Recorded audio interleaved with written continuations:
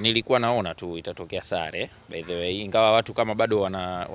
kuna mjadala unaendelea kulingana na lile goli la Selemani Mwalimu kwamba pengine lingeweza kuseparate mchezo, lakini otherwise mechi ilivyokwenda ndio ilivyopaswa kwenda, kwa sababu obviously hata Yanga wana claim yao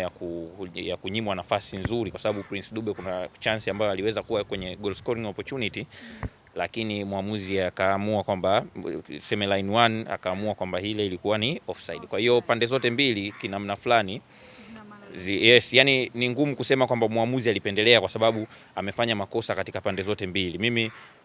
kwa huku kwa Simba tofauti ni kwamba Selemani Mwalimu aliscore, lakini kwa upande wa Yanga Dube alikuwa kwenye nafasi nzuri zaidi tuseme, kwa sababu alikuwa kashaivuka ile defense line ya Simba, amemface Tanja Kasali, na maana alikuwa ni kumalizia tu kuweka nyavuni, lakini akashindwa kwa sababu mwamuzi alinyanyua. Kwa hiyo kulikuwa kuna hiyo moments za mchezo kubalance. Kwa hiyo hata kama ingekuwa hivyo, ina maana wangekuwa maana siwezi ngasema hawakuwa fair, ila wangekuwa makini, probably mechi ingeweza kuisha kwa bao 1-1.